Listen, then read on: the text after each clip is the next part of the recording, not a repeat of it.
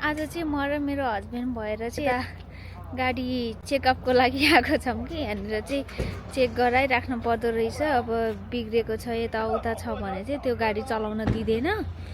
राम्रो कन्डिसनको छ भने बल्ल चलाउन दिन्छ, नराम्रो कन्डिसनमा छ भने चाहिँ यहाँनिर चाहिँ चलाउन पाउँदो रहेनछ है। मेरो बुढा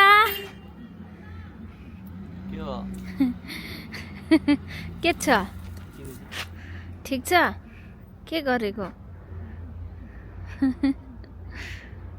के हो? Flower okay. जे होस् फरेन हस्बेन्ड पर्यो भने पनि उनीहरूले बोलेको नेपाली चाहिँ कस्तो क्युट सुनिने क्या। बुढा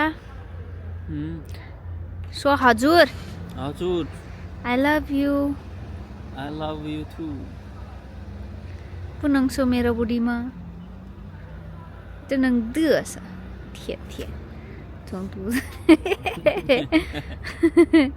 अनि कारको कन्डिसन चेक गरिसकेपछि चाहिँ हामी सपिङको लागि आयौँ। मैले चाहिँ सोच्थेँ हामी केटी मान्छेलाई मात्र गाह्रो होला यो लुगाहरू चुज गर्नलाई चाहिँ है, कुन लिगम हुने। बट केटा मान्छेहरू पनि कस्तो चुजी हुने रहेछ क्या। मैले चाहिँ मेरो हस्बेन्डलाई हेरेर थाहा पाएको। अनि मेरो हस्बेन्ड चाहिँ राम्रो होस् नराम्रो होस् म्याटर गरेन, तर लगाउँदाखेरि चाहिँ कम्फोर्टेबल चाहिँ हुनु पर्यो के। अनि क्या गाइज मैले त यति धेरै महँगो हुन्छ भनेर सोचेकै थिइनँ कि, कति धेरै एक्सपेन्सिभ हो। आमा ज्याकेटहरूको हेरिसक्यो त प्राइस। म त टोटली सक्ड। यत्रो चुज गर्दा बल्ल बल्ल एउटा मन पर्यो अनि लिएर आयौँ हामी। ल गाइज आजलाई भिडियो यति नै। म एकदमै टायर्ड भएको छु, म चाहिँ सुत्न गएँ है त। Bye bye, take care, love you all.